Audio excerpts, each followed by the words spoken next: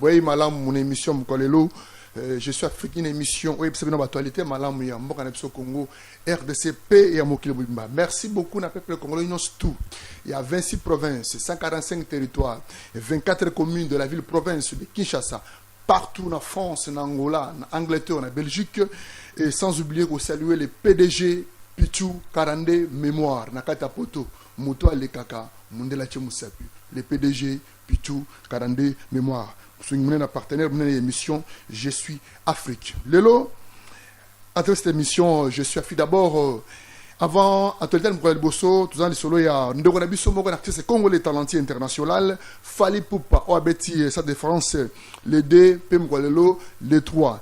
Parce que dans mon bondo mingi na katia sa défense, oui, c'est mon mingi pour la culture. Il y a RDC, Congo, Mbona Bisso qui est le Bosso, na artiste à boyer, soutenir congolais à boyer, peut-être sa défense. Soutenir ils allaient malam mingi pour l'avancement il y a pays avancement il y a culture congolaise naza fana mutu morote naza fana ya Weranson Jibem Piana Koffi Olomide Fali Poupa Feregola Héritier Watanabe Fabrigas tout le monde tout soutenir bango pour la culture nabiso et que ne bosso d'abord na seigne régie pour un concert oya Stade de France il y a mwana mboka Fali Ipupa Aigle.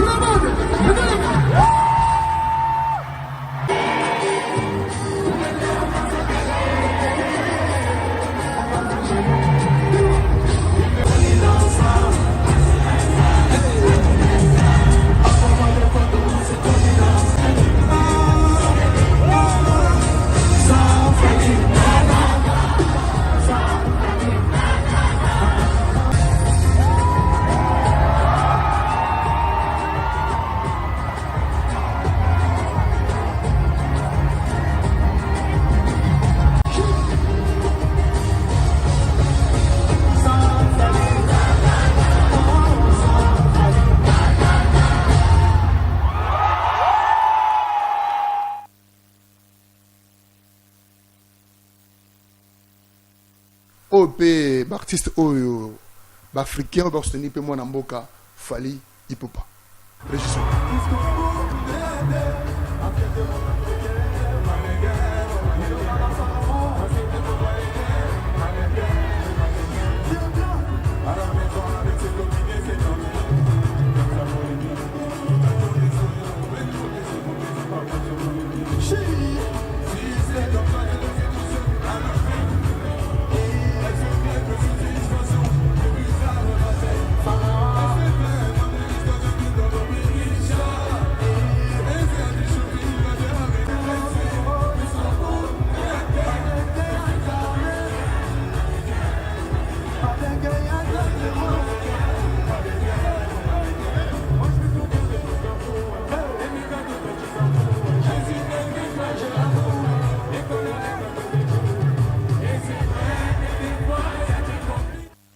Ingénieur, d'abord, déclaration, il y a Bandeko Bakambaka, Stade de France, on va déclarer par rapport à solde au Selemaki, dans le premier concert, il y a les deux, dans les trois, il y a Bato Bakambaka, administration, il y a Stade de France.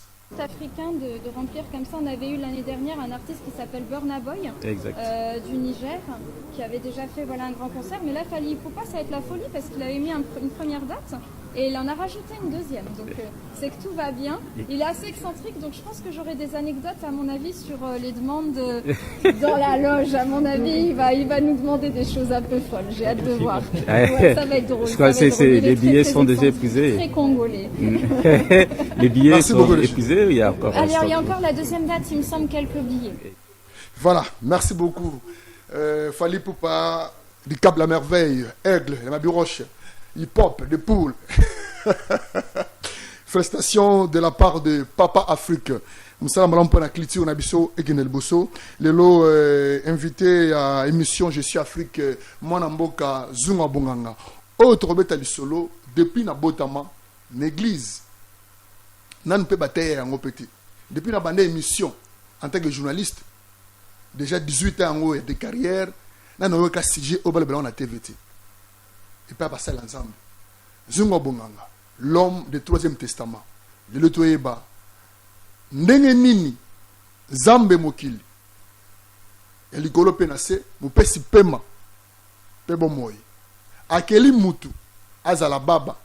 Akeli mutu, azala aveugle. Un aveugle, avec un sumiwe. Comment fait-il mutu, nzamba kokanisa ete, mutu abota mabongo, amona kate, peyo kakate. Mais ebike bongo ezali passi. Lelo, avec l'homme de Dieu, Zunga Bonganga. Akolimbo la biso, importance na on a troisième testament, ezali nini. Comment était Zambe emogi mukele batu. Akeli mutu, azali aveugle. Zamba akeli mutu, aza sumiwe. Aza koyoka te, aza komona. Pas akeli mutu. Aza komona, aza koyoka te. Mais mutu musu aza koyoka, aza komona te. Pourquoi Nzambe asali bongo? Mbote mwana mboka Zunga Bonganga. Kumama lelo, kumama lelo libela. Kumama lelo yo, kumama Nzambe, kumama lelo libela. Osiona yango yo, boya tomata na siona boya tomata na siona siona yango yo, boya tomata na si. De quoi Afrika mbote mingi ya mbote na répondre question na yo na koloba par rapport na makambolikisi avant que toloba makambo na biso ya troisième testament.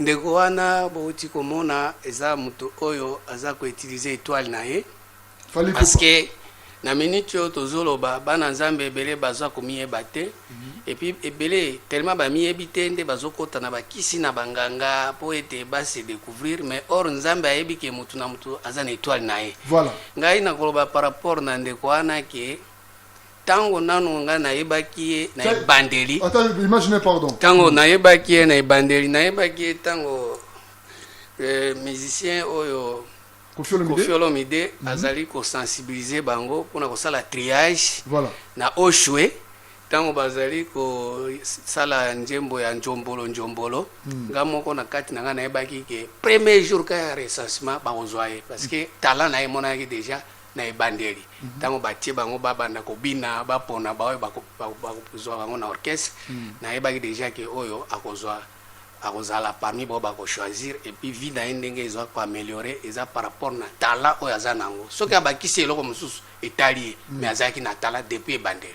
tango kaka basali triage wana azalaki na talent na yango nazoloba mingi ba jeune ebele bazali bana ba talent mais bazoyeba ko se découvrir te et puis mingi tellement bazomiyeba te bokende pa ya banganga babiloko mususu kokende kozwa pona kosangisa bazoka nde Nzambe déjà a établisaki na kati ya mutu na eloko na ye. C'est que Fally Ipupa déjà azana na talent na ye azape une étoile na ye. Eza étoile na ye yango esengeli mutu nyonso andima yango po ezo briller batu nyonso bazomona yango monde mbezo. Pasteur ondimi yango. Mais na minute mutu nyonso azana droit ko briller ngana ki jamais ko étouffer talent ya mutu na ki jamais ko étouffer étoile ya mutu puisque eza biloko Nzambe atiaka na 4e jour. Na 4e jour biloko anezali. C'est le troisième testament. Na kati ya troisième testament 4e jour batu bako respecter. Quel que soit à mélanger mais azanango tellement tantôt batu belé bazanango ba yebi yango te de bazo mélanger. Yaye eza étoile na ye ezo briller il faut briller ka makasi parce que depuis bandeli tango wana no asimbi na no kisite pourtant basala ki choix na bango bazobi na njombolo na oshwe et azaki na kisite bon na minute oso ke briller ça normal ça congolais comme si ba joueur pe bazé belé bo bazana ba talent na bango soki ba miyebi ba kosala tout ba koma ba merci beaucoup Zuma Bunganga félicité Fali Poupa abi eza étoile na ye donc ezangonga na ye donc yango zomona ke azo kene mingi liboso mingi mwana mboko zonga na sija mkwalele likambo etali ke comment fait-il que nzamba yebi ke soki mutu abotami azo komona te eza malamu ta vivre na mokili pe soki mutu abotami eza koyoka te eza pe malamu te vivre na mokili mais nzamba alingete mutu abotama azala sumiwe nzamba alingete mutu abotama azala aveugle pourquoi nzambe azwa lokumu motuna na ye ezali motuna moko nayebi te soki bato baza na kati ya mboka oyo to bakongolais bakretien bamitunaka yango mais yo nzambe azwi makasi apesi yo mpe apesi yo mayele mpo tuna motuna wana merci beaucoup nzambe na bolingo na ye ye moko nde asalaki ke mutu azala bongo pourquoi parce que na mokanda ya Genèse 2 verset 7 elobi bwe l'Éternel Dieu forma l'homme de la poussière de la terre. Il souffla dans ses narines un souffle de vie et l'homme devint un être vivant. Awande nzambe alobaki ke moto esengeli abotama aveugle. Pourquoi? Parce que aza être vivant aza esprit. So tango moto abotami nzambe atie souffle na kati na bimi être aza déjà moto yo aza jamais na misu. Po ba être ba mona kate. Yango moni siko lelo bato ebele baza ba être bazo mona te ti lelo. Ba être. Or, Bible dit bien, en réalité, dans l'homme, c'est l'esprit. Or, mouto a un esprit dans son monde. Mais mouto a être au monde. Il y a un zamba linga bato bazala ndengwa. Ti lelo bato bazaba être bazaka ndengwa nzambe ndalingi ndengwa. Et puis bao bazo yo kate. Ils appellent nzambe ka ndalingi bongo. Pourquoi? Parce que tant mouto a déjà être azo monate. Makamu nyoso yo koloba akoyo kapete. Parce que aveuglement, parce que endurcissement et cœur, parce que incrédulité, ils en ont kati nae. Moya yoka izati yango moni nzamba kangi bango misu kangi bango matoyi batikala ka ndengo na tindenge tozo ya bwe mutata moko azomona zate mutata moko azoyoka kazate mais siko ni tolobi boye nzamba keli mutu mutu aza komona mais aza koyoka te asumiwe aza koyoka te poni nzamba ebike sumu na keli mutu bongo aza sumiwe aza koyoka te mais nzamba lingi mutu anabota mabongo est-ce que ezali mabete yo ezali selon donc disons mystère caché. Jean 9, verset 41, et le Bible. Jésus répondit, si vous étiez avec, vous n'aurez pas de péché. Maintenant, vous dites que nous voyons, c'est pour cela que vos péchés subsistent. Ça veut dire, ça veut dire, azam sumuki. Or, tant azomona, azam sumuki, azomona makamboyo, ye azomona, mais nzamba ebi angote. Parce que azomona makambo, nzamba alingi angopete. Mais nzamba zana misu nae po mutu amone force en intelligence. So misu intelligence nzamba atia kopesa bango te. Nzamba pesi bango misu ba mona ba biloko ba être. Or biloko ya esprit atia komona te. Siko mutu tango azoyoka. Soki ayoki par rapport na aza koyoka maza komona te. Siko koyoka oya koyoka wana par rapport disons quoi donc disons quoi aza sumiwe donc aza komona mais aza koyoka te pona ni nzamba keli mutu bongo eloko azomona wana yende azomona parce que azomona ba biloko eza visible mais koyoka oya koyoka wana akoyoka makambo eza visible mais or makambo nzamba azolinga mutu amona to ayoka il faut za biloko moko invisible yango moni na mkanda ya Matthieu 13 verset 13 au Bible. C'est pourquoi je leur dis en parabole parce qu'en voyant ils ne voient pas, qu'en attendant ils n'attendent pas ni ne comprennent. Et pour eux s'accomplit cette prophétie d'Isaïe, vous attendez de vos oreilles et vous ne comprendrez point, vous regardez de vos yeux et vous ne verrez pas, car le cœur de ce peuple est devenu insensible. Ils ont endurci leurs oreilles, ils ont fermé leurs yeux, de peur qu'ils ne voient de leurs yeux, qu'ils n'entendent de leurs oreilles, qui ne comprennent de leur cœur, qui ne se convertissent, je les guéris.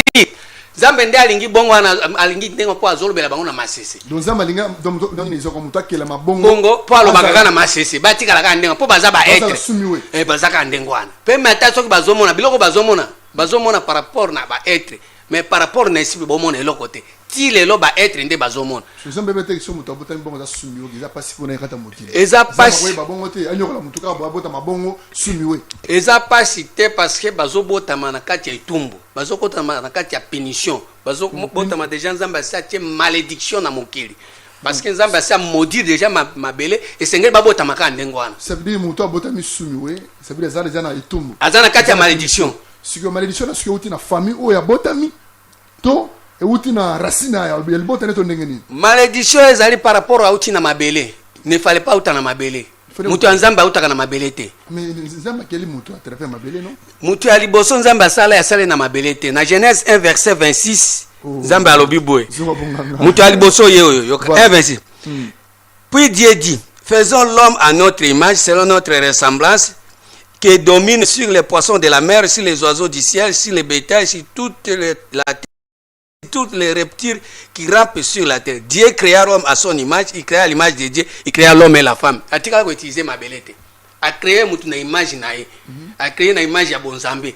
Tango nzambe azokela wana atika ko sala la mabelete. Mais na Genèse 17 asali mutu na ndenge ya mabele. Siko ndenge ya sala na mabele bo il faut azala kaka aveugle, il faut azala sou. Siko bato ya nzambe wana ko bota mo eza bato babota na maternité te na maman Marie Françoise non.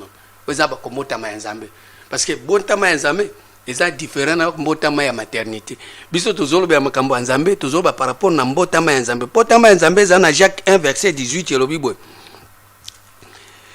Il nous a engendrés selon sa volonté par la parole de la vérité afin que nous soyons en quelque sorte les prémices de sa créature. Il nous a engendrés selon sa volonté par la parole de la vérité. Si bato bazo botama ba aveugle parce que bazwina no parole la vérité te.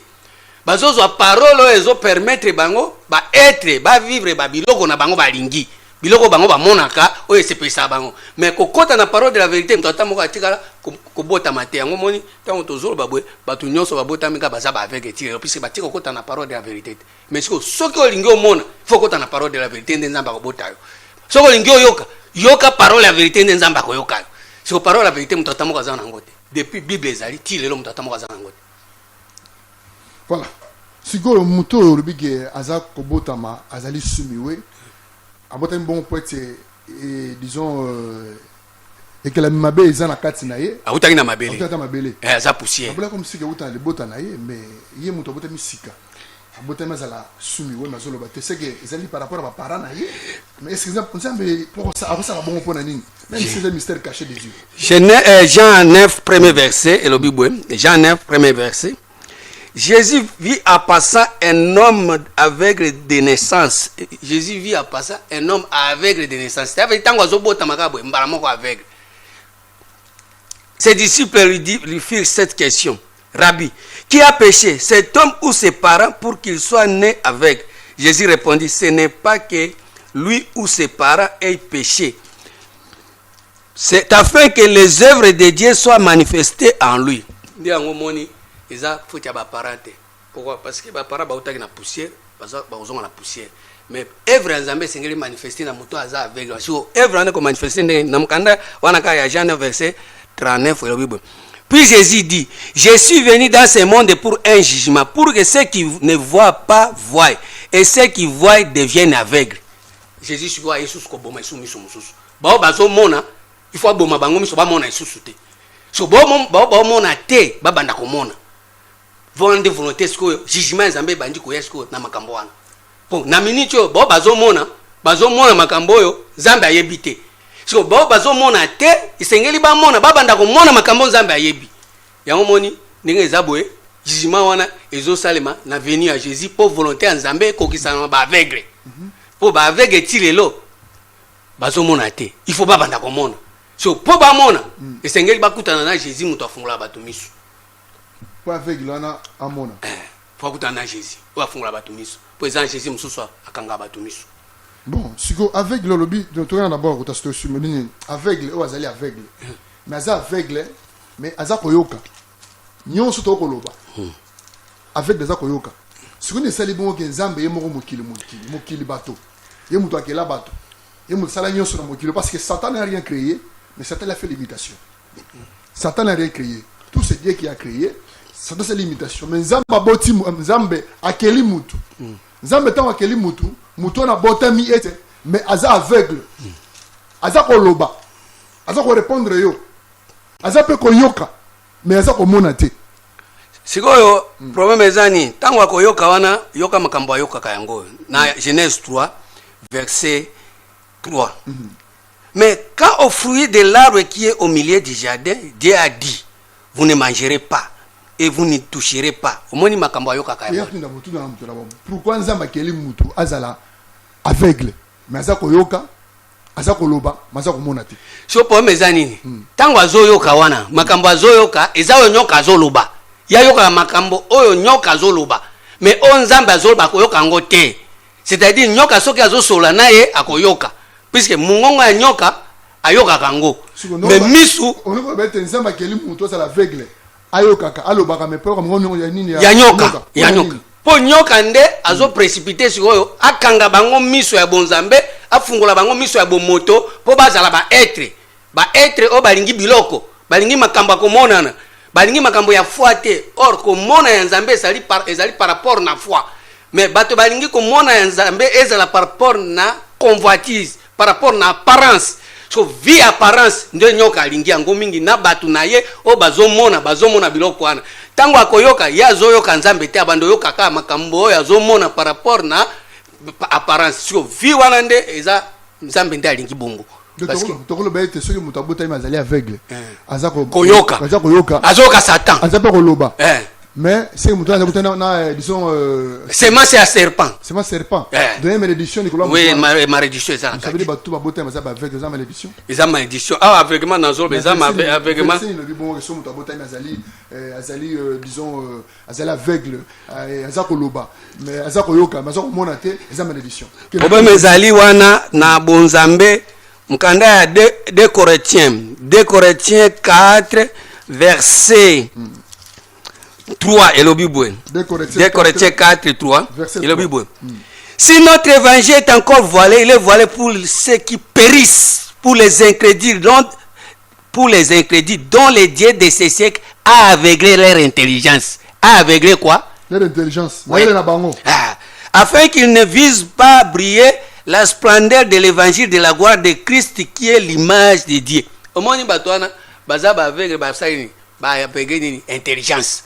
So intelligence na ba moye ba yoka Christi ezate mais ponyoka soki alobi mbala moko ba yoki mais komona boy bazomona te makambo nyoka azoloba wana bakomona yango epa bonzambe te mais bango basambela kati ke nzambe pourquoi bandeko na biso libota baza komona baza kotala baza koloba mais ngai kobotinga bona za la na botami za la aveugle naza koloba naza koyoka naza komona te muso alobi o nzambe ngai opesinga miso komona naza koyoka te naza sumiwe pona nini. Bon, na mkanda ya 2 Corinthiens 11 verset 13 ces hommes là sont des faux prophètes.